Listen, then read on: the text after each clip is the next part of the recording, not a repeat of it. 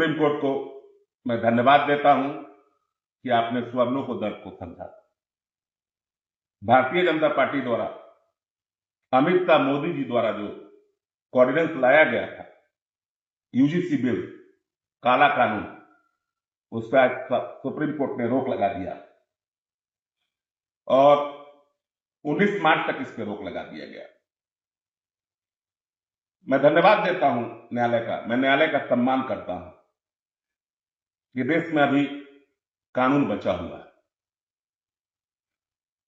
शिक्षा जैसे संस्थान पे यूजीसी को नोटिस किया गया, कमीशन को, और 19 तारीख तक जवाब मांगा गया। अभी मेरे पास ऑर्डर का कॉपी नहीं आया है। ये 4 बजे के करीब में मेरे पास ऑर्डर का कॉपी आ जाएगा। ऑर्डर का कॉपी देखने के बाद मैं बताऊंगा कि यूजीसी को, कमीशन को, सुप्रीम कोर्ट न्यायालय ने किन किन मुद्दों पे जवाब मांगा है, नोटिस किया है, और रात्रि को 8 बजे आकर आप लोगों के बीच में सारी जानकारी उपलब्ध कराऊंगा। लेकिन हम न्यायालय का सम्मान करते हैं। स्वर्ण समाज, हमने घोषणा कर रखा था, विशाल भैया ठीक बोल रहे हैं ना, ये विशाल भैया हुए हमारे मित्र, दानापुर क्लब के मालिक हुए। यहां पर शादी विवाह का फंक्शन होता है इस क्लब में, मेरे बड़े अच्छे मित्रों में आते हैं। तो हमने घोषणा कर रखा था 1 तारीख को महापंचायत, 1 फरवरी को गांधी मैदान में, और लगभग 60 से 70 हजार टेलीफोनिक फोन 2 दिन के अंदर आया था।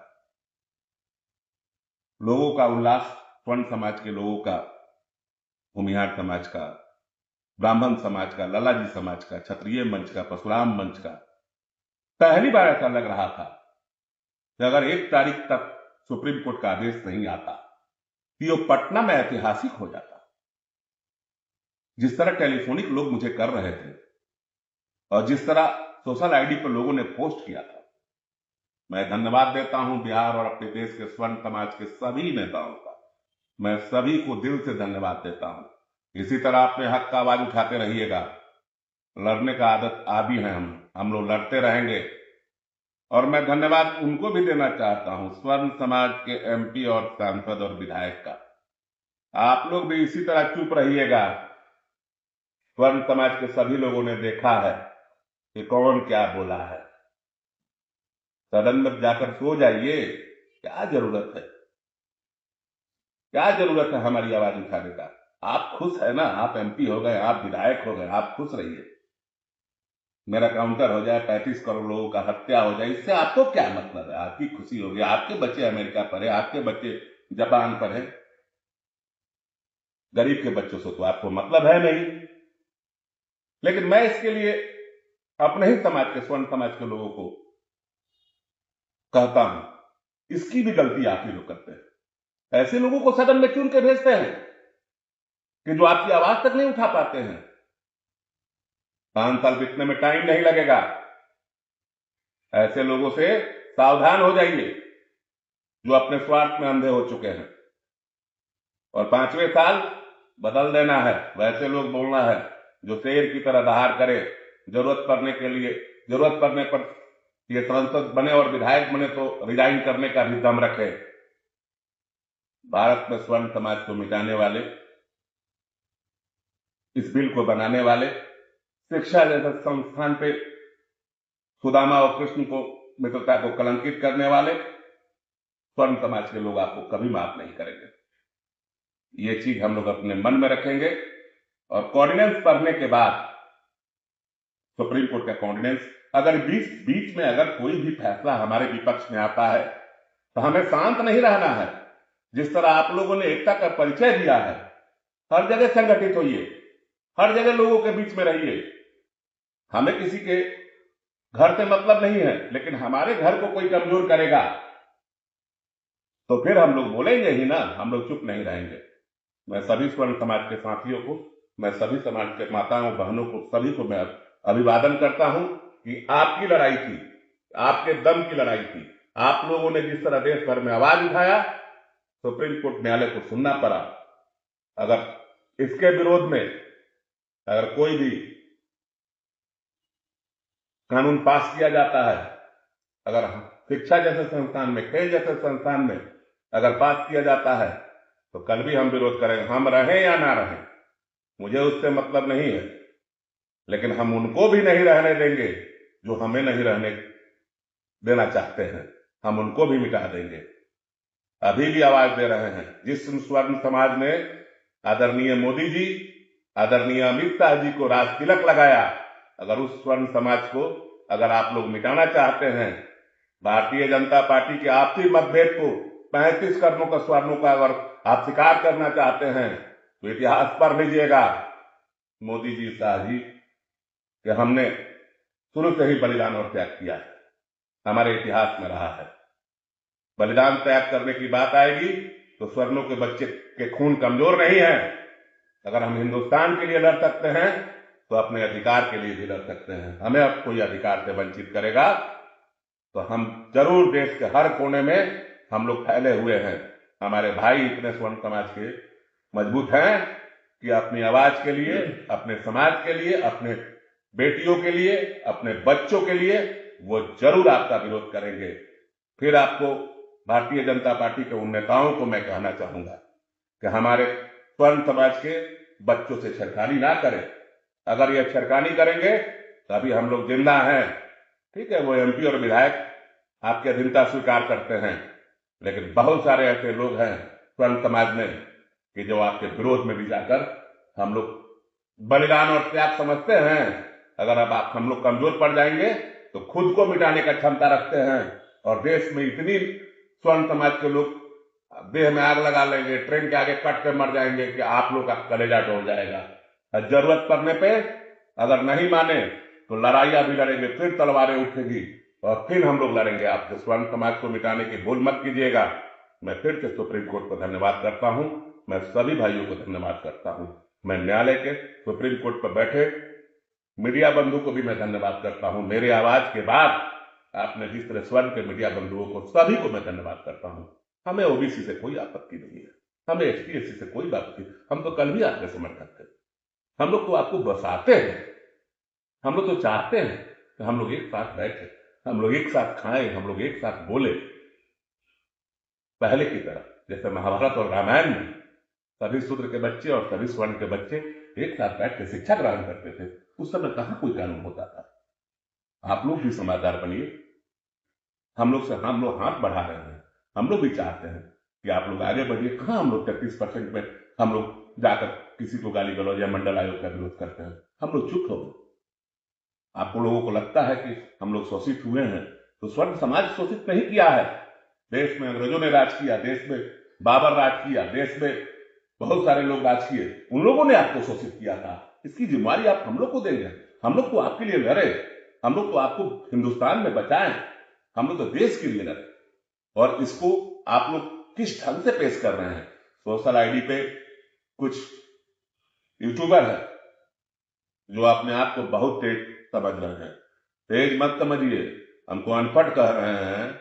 अरे कभी बैठिएगा, आपको मालूम नहीं है ड्यू के प्रोडक्ट है हम। 99 में केएमसी कॉलेज के प्रेसिडेंट रहे हैं। आपके जैसे स्टूडेंट मेरे क्लास में बैठते हैं, हम प्रिंसिपल आपके होंगे। एगो है यूट्यूबर, इसको भैया लिख के अनपढ़ कहता है। अरे तुम्हारे जैसा लोग को बैठ के पढ़ा देंगे, आना कभी मेरे पास। तुमको इतिहास का मालूम क्या है, खाली चिरा कर पैसा कमाते हो। हम तुम्हारा नाम भी नहीं लेंगे कि तुम्हारा नाम लेने से मेरा जबान गंदा हो जाएगा। जल्दी मुलाकात होगी। अनपढ़ नहीं है, कितना पढ़े लिखे हैं हम तुमको बताएंगे। हमको नहीं मालूम है कि हम पढ़ाई करके ड्यू से आए, कराची जेबीएस कॉलेज से पढ़े, तब गरीबों के बीच में रहते हैं। तुम्हारे जैसा यूट्यूब और फेसबुक से पैसा नहीं कमाते हैं, देख लेना। अगर 1 रुपया भी कमाते हैं तो मेरे औलाद से परे, मैं कभी भी यूट्यूब फेसबुक से पैसा नहीं लेता हूं। अगर जिस दिन यूट्यूब चैनल लॉन्च भी करना होगा तो मैं पूरे समाज के सामने लॉन्च करूंगा और कहूंगा कि इसमें 1-1 रुपया जो आएगा वो गरीबों के बीच में जाएगा, और 1-1 चीज का ब्यौरा दूंगा। उससे मेरा खर्चा नहीं चलता है। भगवान ने 2 हाथ दिया है, 2 पैर दिया, तुम्हारे घर का खर्चा चलता होगा तो 1.5 का घर का खर्च मैं कमाकर अपना जिंदगी गुजारता हूं। और तुम अभी बहुत सोचने में दूर हो, अनपढ़ कहते हो, पढ़ाई का मतलब समझते हो। जब मन करता है जो लिख देते हो, नहीं बोलते हैं तो हम नहीं बोलते हैं तो इसका मतलब हम तुमको कमजोर समझते हो? अरे गलती से तुम्हारा नाम बोल देंगे ना तो टाइम गीला हो जाएगा, अगर तुम्हारा नाम नहीं बोलेंगे तो लाइक तुम हो नहीं। बाकी बहुत बहुत न्यायालय को धन्यवाद है। क्या विशाल भैया, आपको कैसा लगा? बहुत बहुत इस बढ़िया। फैसले से आप भी खुश होंगे, बहुत सब कोई खुश है क्योंकि आप भी क्योंकि चाहते थे कि शिक्षा जैसे लोगों पे शिक्षा में तो भैया वैसे भी मतलब नहीं राजनीति करना होना नहीं चाहिए। चाहिए। आपके भी क्लब में हर कास्ट के लोग आते हैं, बिल्कुल बिल्कुल, देखिए आपकी तरह हमको कुर्सी पर बैठा है उनको भी बैठाते हैं, उनको भी कॉफी भैया पिलाते हैं। कहीं कोई मतलब भेदभाव है ही नहीं। तो क्यों ऐसा भेदभाव? भारतीय जनता पार्टी ऐसा भेदभाव क्यों हाँ, कर ऐसा रही है? राजनीति गंदा राजनीति हो रहा है। और शिक्षा जगत में तो वैसे भी कोई मतलब ऐसा आरक्षण होना ही नहीं चाहिए। जो जिसका जो प्रतिभा है एग्जाम दे, पास करे। और किसी का मतलब क्या, ओबीसी हो या एससी एसटी हो, किसी के साथ मतलब गलत दुर्व्यवहार नहीं होना चाहिए, चाहे किसी समाज किसी जात का हो। बस तो हम एक लोग तो यही चाहते ही थे कि जैसे सबका प्रतिनिधि बनाया जा रहा है तो समान समाज का ही बना दीजिए। छात्र मतलब छात्र, शिक्षा मतलब शिक्षा, उसमें कोई गंदी राजनीति नहीं आनी चाहिए। बिल्कुल और बिल्कुल भी कोर्ट की तरफ से जो भी आदेश आया उसका हम लोग सम्मान करते हैं। सम्मान करते हैं और धन्यवाद धन्यवाद देते हैं देते अपने हैं। साथियों को, बिल्कुल स्वर्ण बिल्कुल साथियों को। स्वर्ण साथी ही नहीं, हमको लगता है कि ओबीसी के भी बच्चे भी भैया, अंदर से बहुत सपोर्ट कर रहे थे हम छात्र लोगों को का। ये सब से कोई मतलब नहीं, ये सब राजनीति हाँ, हो रहा ये है, छात्र बोले छात्र है। ओबीसी के बच्चे भी हमारे समर्थन कर सब रहे साथ बैठता थे। है, मैंने खाता देखा है, कि कभी भी पढ़ता है। किसी भी यादव के बच्चे को मैंने नहीं देखा कि वो लाइव आकर चाहे कुछ आकर बोले। कुछ चंद लोग जो है ना भैया, सब नेता सभी लोग लोग अंदर भैया। अंदर सब सपोर्ट, क्योंकि वो एसटी का मुकदमा जो है, आप बताइए विशाल भैया, पढ़ाई पीरियड पे अगर एसटी जैसे मुकदमा हो जाता है, वो लड़का जेल चला जाता है, तो उसको कहाँ से निकाल पूरा दिया, चौपट करेक्टर सर्टिफिकेट को मिलेगा? पूरा उसके चौपट हो जीवन गया को उसका। बर्बाद किया जाता है। बच्चियां स्कूल में पढ़ने जाती हैं, अगर कोई गंदा कमेंट करता है और बच्चियां उनका जवाब देती हैं, बच्चियां उनको उल्टा बोल देती हैं, तो इसका मतलब कुछ तो मुकदमा कर दिया जाएगा। बिल्कुल। तो क्या करेंगे स्वर्ण की बच्चियां, क्या करेंगे स्वर्ण अब के भैया बच्चे? हम लोग भी कॉलेज में पढ़े, कहाँ आज तक ऐसा कोई जात पात एक तो रूम में समझ में रहते नहीं थे। आया। मुझे कि आज कौन क्या जात मुझे है। आज भी याद है कि हम लोग भैया रांची पढ़ते थे, रास्ता प्रसाद आजाद जी के लॉज में, जो राजद के एमएलसी हुआ करते थे। मैं उसी लॉज में रहकर लालू राबड़ी ब्लॉक बना कर रखे थे। सर हमको बहुत मानते थे। हम लोग 8 लड़के एक रूम में रहते थे, बड़ा लॉज था। उसमें हरिजन के भी बच्चे थे, उसमें यादव के भी बच्चे थे, हम भी थे, भूमिहार समाज के भी बच्चे थे। कहाँ हम लोग कभी कुछ लेके वो लोग आया तो हम लोग खाते थे। शिक्षा पढ़ते वक्त तो ऐसा होता ही नहीं था। ये तो हमको लगता है कि भैया ये राजनीतिक गति करते हैं ना भैया। आपका तो भैया एक नारा भी है, जो साथ है वही जात है। हाँ, जो जो अपने साथ है वही जात है। वही जात है। और हम लोग भाई इस चीज को नहीं मानते हैं। प्लीज आप लोग भी मत मानिए, नेताओं से दूर रहिए। मैं फिर से ओबीसी के बच्चों से, एसटी एससी के बच्चों से, स्वर्ण के बच्चों से, बस इन नेताओं के बात पर ध्यान मत दीजिए। ये आपके अधिकार नहीं दिला रहे हैं, ये आपके भाईचारे को खत्म करा रहे अलग अलग हैं, अलग अलग करा रहे हैं। डिवाइड एंड रूल क्या करना लगता है चाहते कि अलग होने से हम मजबूत हो जाएंगे? हिंदुस्तान कमजोर होगा। आखिर 100% से 85% लोगों को समाप्त किया जाता है, तो फिर लड़ना तो आपको है, लड़िएगा लड़ाई। भारत पाकिस्तान का लड़ाई होता है तो जाइए ना, लड़िए। हम कहाँ मना करते हैं? सबसे ज्यादा स्वर्गों का लाश आता है। कहाँ आप लोग भी तो आते हैं दुख में। आप लोग कहाँ कहते हैं कि नहीं ऐसा नहीं होना चाहिए? ईबीएस जैसे कानून पर 10% मिला है, उसको आप कर लीजिए। पूरी तरह से हम लोग अधिकारी नहीं हुए।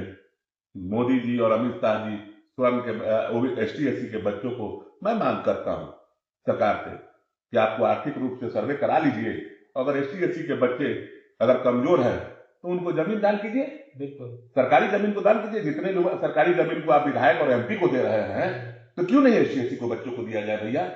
जो बिल्कुल गरीब है उनको दे देना चाहिए। सरकार को यह फैसला करना चाहिए। क्यों नहीं करेगा? विधायक एमपी को देने के लिए आपको 2-2 कट्ठा जमीन है, ऑफिसर को देने के लिए इतनी बड़ी कोठी है, आपको रहने के लिए 50 बीघा में कोठी चाहिए। लेकिन स्वर्ण को बच्चों एसटी एससी के बच्चों को 1 कट्ठा जमीन नहीं दे सकते हैं? सर्वे करा लीजिए, जातीय सर्वे करा सकते हैं, तो क्यों नहीं आर्थिक सर्वे करा सकते हैं? आर्थिक आधार में आर्थिक आधार कर दीजिए ना भैया, हम लोग तैयार हैं। क्या मिलने वाला है? किसी का हक नहीं छीना किसी का हक नहीं छीना जाए। मैं तो उन लोगों का भी समर्थक हूं। क्यों? होना चाहिए ना। अगर होना चाहिए तो एसटी एससी के बच्चे आप लोग मांग कीजिए ना कि आर्थिक आधार पर सर्वे कराकर हमें भी जमीन मिलना चाहिए, जिस तरह विधायक एमपीओ को मिलता है। वो स्वर्ण के विधायक को, चाहे एसटी एससी के विधायक को, चाहे ओबीसी के। कोई भी विधायक एमपी जो है 2 कट्ठा के नीचे पटना में नहीं रहता है, 2 बीघा के नीचे। दिल्ली में जाइएगा तो 4-4 बीघा में रहता है कोई भी विधायक। और फिर पे वो फ्लैट का किराया हम लोग नहीं दे पाते हैं, चाहे वो स्वर्ण के बच्चे हो चाहे ओबीसी के बच्चे हैं। मंत्री का किराया है 1800 रुपया। बताइए, 1800 रुपया फ्लाइट का मंत्री का किराया, फ्लाइट पर चढ़ते हैं, ट्रेन पर चढ़ते हैं। इस चीजों को खत्म कर दीजिए, खत्म कर दीजिए सबके लिए। इस फंड को खत्म कर दीजिए। मंत्री विधायक एसटी ओसी को, चाहे स्वर्ण को हो चाहे ओबीसी को, इसको खत्म कर दीजिए। उनको सुविधा देना बंद कर दीजिए, उनको भी आम आदमी की तरह दीजिए, तब लगेगा मोदी जी कि आप देश के बारे में सोचते हैं, तो अपने खाइएगा खीर, हम लोग को खिलाइएगा आलूआ, तो आप स्वार्थी है। आप जाते हैं तो 10 लाख का फूल बंटवा लेते हैं, उसमें से 10 रुपए काट के दे दीजिए एसटीएसी को।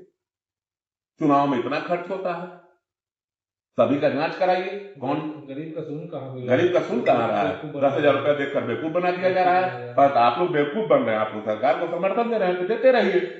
हम भी एनडीए का समर्थक है, हम तो समर्थन करते हैं, हम लोग एनडीए का समर्थक है। लेकिन मोदी जी, शाह जी, कम से कम ये भी सोचिए कि सब हटा दीजिए ना, विधायक मंत्री एमपी एमएलए को जितना ही फोर्स गार्ड देते हैं, टोए सुनाई देता है। अरे उनको भी आम आदमी की तरह चलने दीजिए। देखिए हाफ पैंट पहन के अकेले बैठे हैं, कहाँ राइफल बंदूक गार्ड बड़ी गार्ड लेकर हम लोग बैठे हुए हैं। लेकिन वो जब आएंगे तो टोए हमारा पूरा मोहल्ला गूंज जाएगा। पूरे लोग, चाहे ओबीसी को लोग है, चाहे स्वर्ण के लोग है, उनकी नींदें उड़ जाती है। टोए करियक्का पियक्का वर्दी इतना ना करने लगा विशाल भैया कि आधा लोग सारा प्रोटोकॉल, किसी शादी में जाएंगे तो ठेला ठेली शुरू हो जाता है। उनको भी आम आदमी की तरह चलने दीजिए, तब ना लगेगा कि हाँ हिंदुस्तान को आप सामान्य देख रहे हैं। तो सामान्य सिर्फ आम लोगों के लिए रहेगा, बड़े लोगों के लिए नहीं रहेगा, एमपी विधायक के लिए नहीं रहेगा, प्रतिनिधि के लिए नहीं रहेगा, सबके लिए कीजिए, सबके लिए कीजिए। उस दिन लगेगा कि भारतीय जनता पार्टी अच्छा काम कर रही है, और उस दिन और पूरा हिंदुस्तान समर्थक हो जाएगा आपका। अरे खुद कीजिएगा तो 2 लाख होंगे प्रतिनिधि, जहां पर 140 करोड़ का समर्थन लेना है तो 2 लाख को आम आदमी बना दीजिए, तब ना लगेगा। मोदी जी आप भी रहिए किसी अच्छे फ्लैट में, अमित शाह जी को रखिए, छोटा छोटा फ्लैट बताइए, जितने बड़े बड़े कोठी जो बने हुए हैं मंत्री विधायक के लिए, तो सबको छोटा करा दीजिए, सबको 2-2 रूम दीजिए, तब ये समानता हो गया। समानता ये नहीं हुआ, समानता का मतलब ये होता है आप समानता लाइए। तो हेलीकॉप्टर से चलना है, फ्लाइट से जाना है, तो कभी कोई मर जा रहा है, तो कभी कोई मर जा रहा है।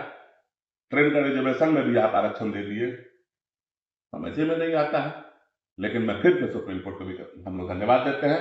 स्वर्ण एकता जिंदाबाद, स्वर्ण समाज जिंदाबाद। जिस तरह आप लोग अपने अधिकार के लिए लड़े हैं, मैं आप लोगों को धन्यवाद देता हूं। ये हक की लड़ाई सिर्फ सुधीर सिंह की नहीं थी, विशाल सिंह की नहीं थी, ये पूरे स्वर्ण समाज के 35 करोड़ लोगों थी। आप लोग जागृत हुए, न्यायालय को सोचना पड़ा, हम न्यायालय को कोऑर्डिनेंस लेना पड़ा, पटिशन लेना पड़ा, और जिस तरह रोक लगाया गया है, मैं फिर से सुप्रीम कोर्ट वाले 1 तारीख को जो हमारा महापंचायत गांधी मैदान पटना में है, हम लोग न्यायालय को सम्मान करते हुए उस महापंचायत को कुछ दिनों के लिए टालते हैं। अगर फैसला हमारे पक्ष में विरोध में फिर जाता है, इस बार जो महापंचायत होगा वो पूरे पटना देखेगा, पूरा बिहार, पूरा देश देखेगा। अगर हमारे फैसला शिक्षा जैसे संस्थानों में हमारे फैसला पक्ष में आता है तो निश्चित है कि महापंचायत नहीं होगा। नहीं तो फिर से हम लोग अंदर अंदर तैयारी करेंगे, हम लोग इंतजार करेंगे, स्वर्ण समाज इंतजार करेगा कैसा कौन। तो मैं अपने भाइयों से, स्वर्ण भाइयों से यही कहूंगा कि काफी लोग को यह वीडियो जा चुका है भैया, लगभग लोग कहीं बाहर से, बिहार के हर कोने से आने के लिए तैयार थे। तो इस वीडियो को इतना शेयर कीजिए कि 1 तारीख को जो 1 बजे गांधी मैदान में हम लोग जो महापंचायत रखे हुए थे स्वर्ण समाज को, उसको कैंसिल किया जाता है, उसको तत्कालीन रद्द किया जाता है। न्यायालय का सम्मान करते हुए हम लोग इसको रद्द करते हैं। और आप लोग इस वीडियो के जरिए प्लीज मेरे भाइयों, मेरे साथियों, मेरे स्वर्ण समाज के भाइयों, इस वीडियो को शेयर करके, अगर कोई पटना गांधी मैदान अपने खर्च पे आता है, अगर औरंगाबाद से आता है, भागलपुर से आता है, कहीं से आता है, तो मैं नहीं चाहता कि उनका पैसा बर्बाद हो। तो इस वीडियो को जरूर शेयर कर दीजिएगा कि वो कम से कम हमारी आवाज को सुन के वो नहीं आए। और जहां पर भी आप लोग हैं संगठित होते रहिए, न्यायालय का फैसले का इंतजार करते रहिए। जैसे ही न्यायालय का फैसला आएगा 4-5 बजे के करीब में हमें ऑर्डर शीट मिल जाएगा, मैं 8 बजे लाइव आकर यूजीसी कमीशन को किस मुद्दों पर नोटिस किया गया है आप लोगों को बीच में जानकारी दूंगा। मैं और मेरा मित्र विशाल सिंह दानापुर, मैं सभी लाइव में जुटे अपने साथियों को धन्यवाद देता हूं। सभी स्वर्ण साथियों को स्वर्ण एकता जिंदाबाद, धन्यवाद न्यायालय।